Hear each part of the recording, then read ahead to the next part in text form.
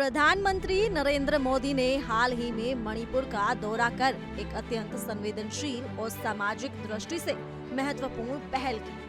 जहां उन्होंने उस राज्य की जमीनी हकीकत को न केवल करीब से देखा बल्कि वहां के पीड़ित नागरिकों से सीधे संवाद स्थापित कर उन्हें भरोसा और संबल देने की भी कोशिश की।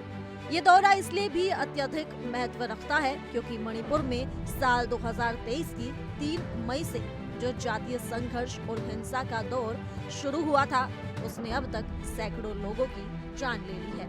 और हजारों परिवारों को उजाड़ कर रख दिया। इस भयावह संघर्ष में अब तक 260 से अधिक लोगों की जान जा चुकी है,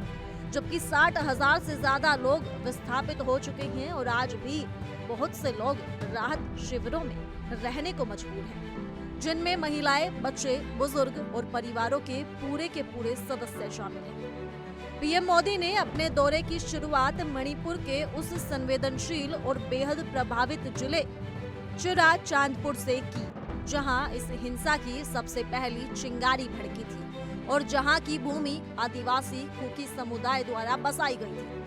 ये संघर्ष उस समय शुरू हुआ जब राज्य में मैतेई समुदाय को अनुसूचित जनजाति का दर्जा दिए जाने की मांग के खिलाफ आदिवासी समुदाय ने प्रदर्शन किया था, जिससे दोनों समुदायों के बीच गहरी सामाजिक दरार पैदा हो गई और देखते ही देखते मामला हिंसक संघर्ष में बदल गया।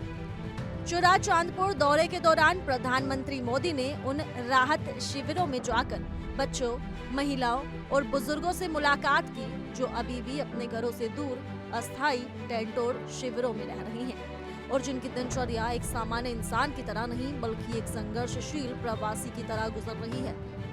भारी बारिश के कारण प्रधानमंत्री का हेलीकॉप्टर चुराचांदपुर तक नहीं पहुंच सका, जिससे उन्होंने इम्फाल एयरपोर्ट से सड़क मार्ग द्वारा लगभग 65 किलोमीटर की कठिन यात्रा करने का निर्णय लिया,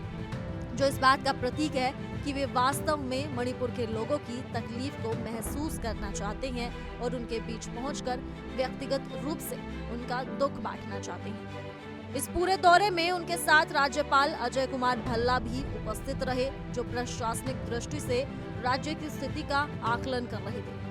अपने दौरे के बाद चुराचांदपुर में आयोजित एक सार्वजनिक जनसभा को संबोधित करते हुए प्रधानमंत्री नरेंद्र मोदी ने मणिपुर को वीरों की भूमि कहा और वहां के लोगों के साहस, संघर्ष और जज्बे को खुले दिल से सलाम किया। उन्होंने कहा कि मणिपुर की धरती हौसलों की और हिम्मत की धरती है और आगे कहा कि आप सभी भारी बारिश के बावजूद इतनी बड़ी संख्या में आए, इसके लिए मैं आपका आभारी हूँ। मेरा हेलीकॉप्टर नहीं आ पाया, लेकिन मैंने सड़क से आने का फैसला किया क्योंकि मैं आपके बीच रहना चाहता था। प्रधानमंत्री ने इस मौके पर 7,300 करोड़ रुपए की नई विकास परियोजनाएं घोषित की, जिनमें अस्पताल, स्कूल, महिला हॉस्टल और बुनियादी ढांचे के विकास से जुड़ी कई योजनाएं शामिल हैं। इसी के साथ बता दें कि प्रधानमंत्री नरेंद्र मोदी इम्फाल की ओर बढ़ते हुए विस्थापित परिवारों से दोबारा मुलाकात करेंगे और वहां भी लगभग 1200 करोड़ रुपए की परियोजनाओं का शिलान्यास करेंगे। इसके साथ ही वे मणिपुर की ऐतिहासिक धरोहर कंगला किले में एक विशेष संबोधन भी देंगे, जो मणिपुर की सांस्कृतिक पहचान का प्रतीक माना जाता है। प्रधानमंत्री मोदी के इस दौरे को न केवल एक राजनीतिक और प्रशासनिक हस्तक्षेप के रूप में देखा जा रहा है, बल्कि इसे एक भावनात्मक और मानवीय पहल के रूप में भी सराहा जा रहा है, क्योंकि इस दौरे ने उन हजारों लोगों को उम्मीद की नई किरण दी है जो महीनों से अपने घरों, जमीनों और समाज से दूर राहत शिविरों में जिंदगी बसर कर रहे हैं।